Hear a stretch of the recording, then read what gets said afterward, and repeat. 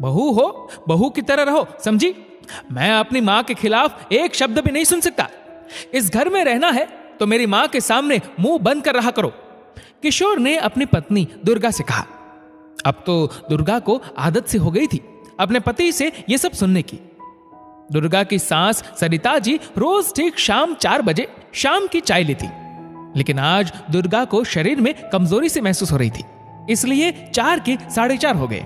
सरिता जी ने किशोर के ऑफिस से आते ही उसके सामने बात का बतंगड़ बना दिया। किशोर ने अपनी 2 साल की बेटी के सामने बुरी तरह फटकारा तो दुर्गा का दिल रोने लगा। दुर्गा को इस घर में अपनी सफाई में भी बोलने का कोई अधिकार नहीं था। उसे लगा क्या वह ये सब सहन करने इस घर में आई है। किशोर वैसे तो दुर्गा की हर सुविधा का ध्यान रखता, बस मां के खिलाफ एक शब्द भी नहीं सुनता था। मां ने कहा, भगवान ने कहा, एक ही बात थी उसके लिए, बस इसी बात का सास फायदा उठाती। किशोर मां के सम्मान के लिए दुर्गा का अपमान करने से भी नहीं चुकता था। दुर्गा बेमन से किचन का काम करते करते सोचने लगी। मां पापा दुर्गा मां की खूब पूजा आराधना करते थे, इसलिए उन्होंने उसका नाम दुर्गा रखा। उसकी मां भी एक गृहिणी थी, पूरा दिन गृहस्थी के कामों में व्यस्त रहती थी। पापा दादी सबका बहुत ध्यान रखती थी, बदले में उन्हें पूरा मान सम्मान स्नेह मिलता था। दादी भी बेटी सा स्नेह करती थी दुर्गा को। पापा भी पूरा मान सम्मान इज्जत देते थे। मां से ही घर की खुशियां थी। मां के दिए संस्कार लेकर दुर्गा ससुराल आई। जिस तरह उसकी मां घर संभालती थी, उसी तरह उसने भी ससुराल के हर काम को संभालने की कोशिश की। पर यहां ना सम्मान, प्यार, इज्जत कुछ नहीं मिलता।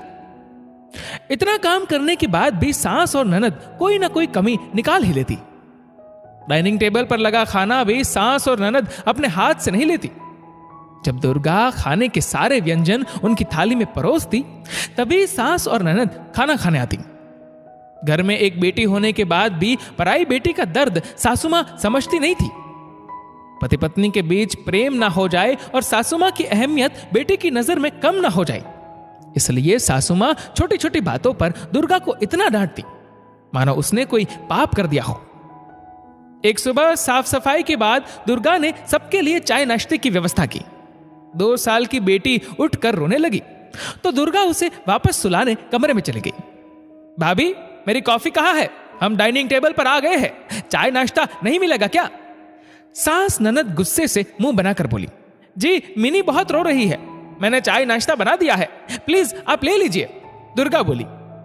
यही सुनना बाकी रह गया था, बहू के होते हुए अब हमें खुद नाश्ता लेना पड़ेगा।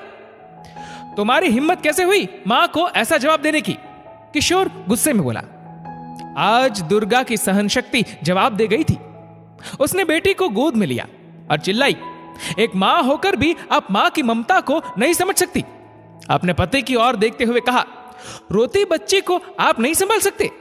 घर में सास है, ननद है, पर मेरे कामों में कोई हाथ नहीं बटाता। घर सबका है, पर मेहमानों की तरह रहते हैं।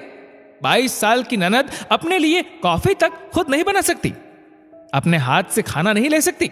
दुर्गा मां की तरह क्या मेरे 10 हाथ है? क्या मैं नहीं थकती? मेरे आने से पहले क्या काम नहीं होते थे? मेरे आने के तुरंत बाद आप सबके हाथ पैरों में कैसे जंग लग गया? संस्कारवश चुप रहती हूं तो आप लोग समझते हैं कि मैं बोल नहीं सकती। घर में अशांति नहीं फैले इसलिए चुप रहती हूं। इस बात का गलत फायदा मत उठाए। अब और नहीं, मेरी मदद के लिए घरेलू सहायिका लगा दीजिए या अपने छोटे मोटे काम आप लोग स्वयं करें। दुर्गा मां बनकर अपनी बेटी को गोद में लेकर अपने कमरे में चले आती है। सब देखते रह गए। किसी को ऐसे जवाब की उम्मीद नहीं थी। तुरंत तो नहीं, पर धीरे धीरे घर के वातावरण में परिवर्तन आने लगा। दोस्तों, इस वीडियो को लेकर आपकी क्या राय है नीचे कमेंट करके जरूर बताएगा। और अगर आपको वीडियो अच्छा लगा हो तो इस वीडियो को लाइक करेगा, शेयर करेगा ज्यादा से ज्यादा लोगों तक। और ऐसे ही और भी इंस्पिरेशनल वीडियोस के लिए सब्सक्राइब करें हमारे यूट्यूब चैनल को और फेसबुक पर फॉलो करें हमारे पेज को। धन्यवाद।